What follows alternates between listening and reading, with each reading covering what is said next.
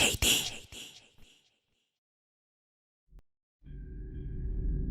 Ang kwentong ito ay hango sa totoong buhay. Mula ito sa isa nating kabayan na itago na lang natin sa pangalang Miguel. Ito ay karanasan ng kanyang kaibigan, si Ernesto. Walang eksaktong taon. Negros.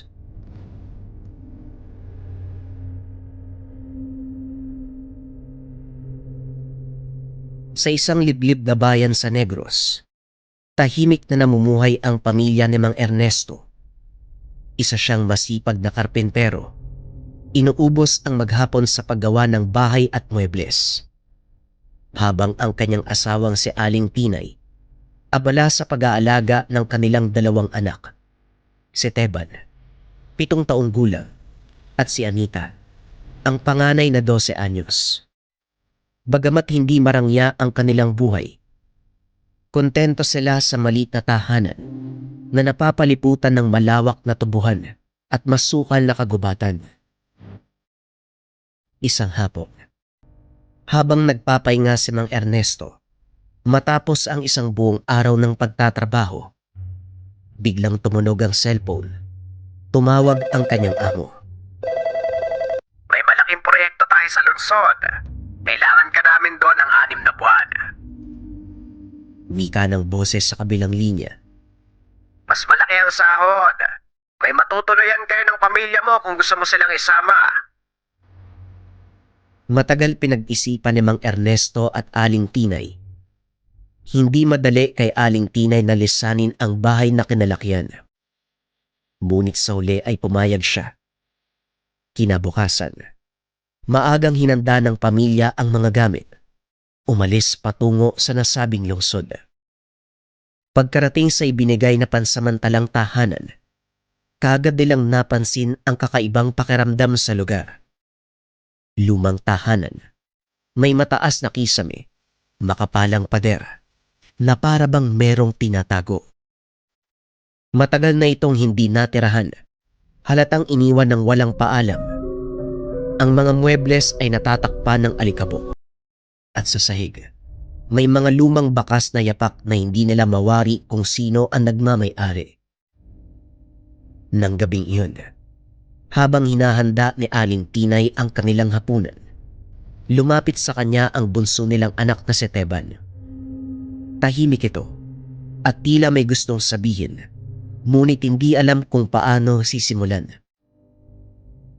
Nanay, sino yung babaeng nasa bintana kanina? Napahinto si Aling Tinay. Anong sinasabi mo, anak? Tayong 4 lang yun nandito ah. Muling tumahimik si Teban. Pero bumaling ito sa pintuan ng kusina. Dahan-dahan niyang itinuro ang madilim na sulok kung saan naroon ang bintana. Nang sundan ni Aling Tinay ang direksyon ng kanyang daliri, may malamig na hangin na dumaan. Papunta sa kanyang bato, nakakita siya ng anino. Nakaharap sa kanila. Nang mga sumunod na araw, lalong lumala ang mga kababalagang nararanasan ng pamilya. Madalas silang marinig ang may hinang yapak sa pasilyo sa gabi. May mga pagkakataon, bumubukas at sumasara ang pintuan ng kusina ng walang tao. Si Teba naman ay laging nakakakita ng anino ng isang babae. Madalas nakaupo sa duyan o hindi kaya naman nakatayo sa gilid ng bintana sa itaas. Ngunit sa halip na matakot, naramdaman ni Teban ang lungkot mula sa nilalang. Isang gabi, habang mahimbing na natutulog ang lahat, nagising si Teban sa mahinang hikbi. Sa dulo ng kanyang kama, may isang babaeng nakaupo, nakayupo, umiiyak. Mahaba ang kanyang buhok. Ang suot ay isang lumang puting bestida na tila nadumihan ng putik at dugo. Nang itaas ang kanyang muka, nanlaki ang mga mata ni Teban. Punong-puno ng pasa ang buong katawan ko. Tulungan mo ko. Tulungan mo ko. Hindi nakasagot si Teban. Nanginginig siya. Ngunit naramdaman niyang hindi siya dapat matakot. Kinabukasan, kwento niya sa mga magulang ang nakita.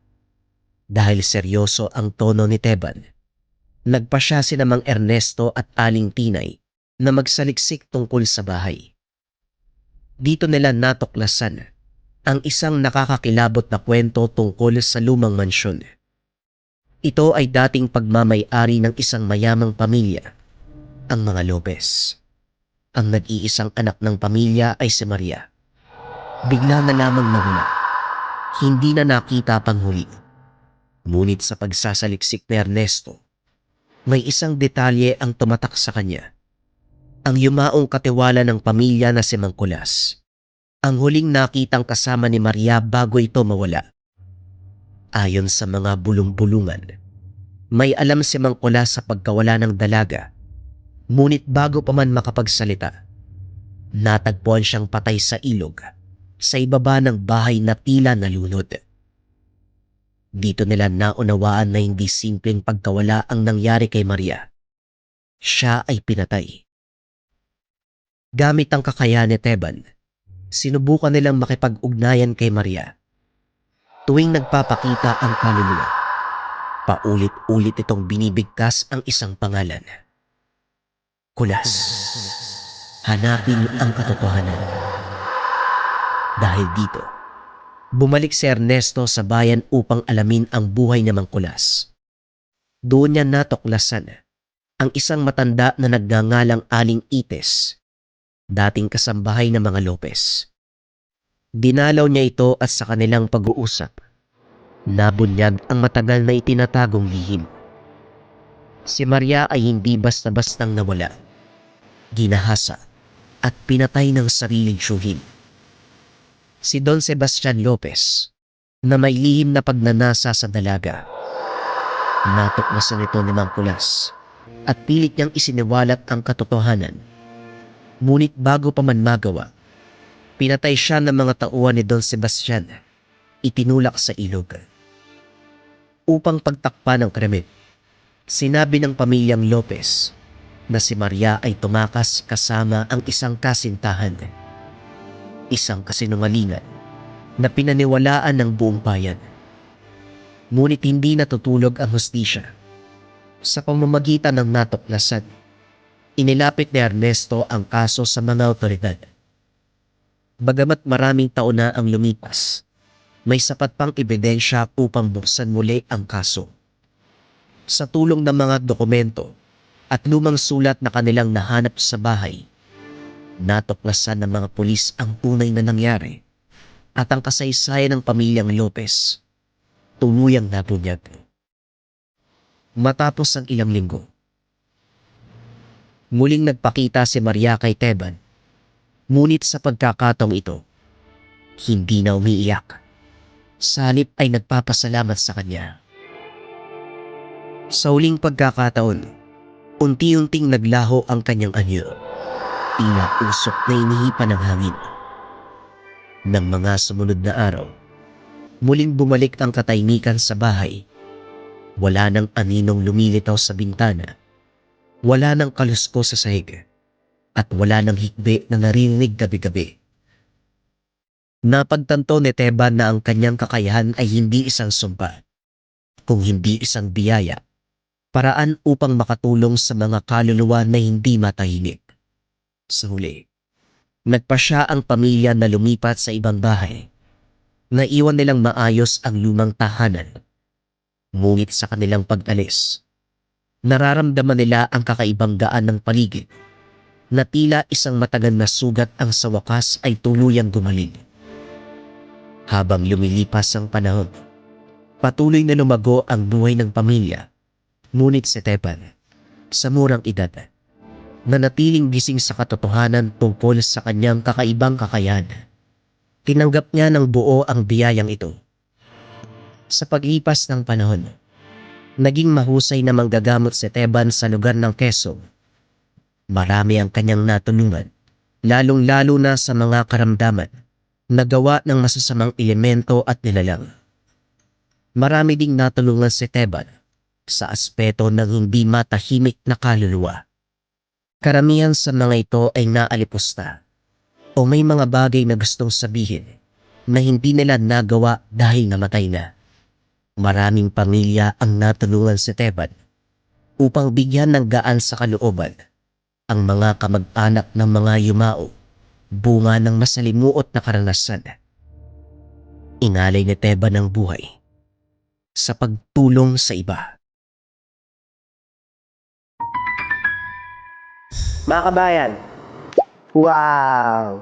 Nandito na ang pabasa, pamana at basbas. Para sa mga umorder nung September 1 to September 5, ito yung marireceive ninyo. I-unbox natin siya ngayon. Okay? At good news para sa mga gustong umorder, available to uli ngayong October 1 hanggang October 5. Pero hanggang 50 pieces lang. Kung ano mauna, October 1 to October 5 or kung naubos yung stocks na 50 pieces. Kaya interesado ka, antayin mo sa website natin www.lecamerchandise.com. Sa website lang to available. Pakita ko sa inyo kung anong laman. Angas nito, unboxing. ASMR. Okay, buksan natin. Ganyan pa nila yan eh. Wow! Sobrang safe. Ang daming bubble wrap.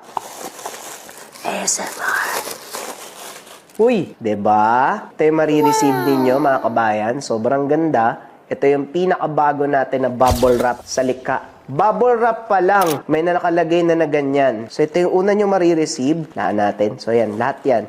Pabasa, pamana, tapos basbas nandito lahat. Unahin natin to. Ito yung pabasa. So pagbukas niyan, yan, nakalagay siya sa envelope. Tapos, nasa loob yung, andyan yung readings. Hindi ko na lang papakita kabayan kasi personal to eh. So nakalagay pa rin yan siya dito sa ating specialized bubble wrap na may likha na nakalagay. Sobrang ganda. So after ng pabasa, meron tayong tinatawag na, eto, yung kanyang pamana. Yung pamana, ito yung tangan or yung gamit na batay sa kanyang pabasa. Wow! Sobrang ganda! Ayan yung ano niya, kabayan. Pakita ko din sa kabila. 'Di ba? Sobrang espesyal nung pamana sa kanya. At syempre, hindi mawawala yung pangatlo, yung tinatawag nating basbas. Itong basbas, ito yung langis na may pangalan sa loob. Yan o. Sobrang espesyal yan kabayan. Sobrang ganda. Andyan lahat ng sangkap, mga pangkalikasang sangkap sa loob. At yung basbas, yung pangalan mo, ilalagay din natin dyan sa loob. So ito lahat ng matatanggap nyo kabayan. Nakalagay siya sa kulay pulang box. Red symbolize life. Tapos nakalagay siya dito sa mga bubble wrap natin na sobrang espesyal. Pakita ko ulit isa-isa yung mga gamit. Again, ito yung marireceive ninyo, yung pabasa ninyo, yung pamana, at basbas. Para sa lahat ng interesado, again, magiging available to ng October 1 to October 5. 50 pieces only. Kung anong unang matapos, yung October 1 to October 5 o yung 50 pieces. Abangan mga kabayan, sa website lang ito available, www.lecamerchandise.com. Mag-ingat sa mga scammers.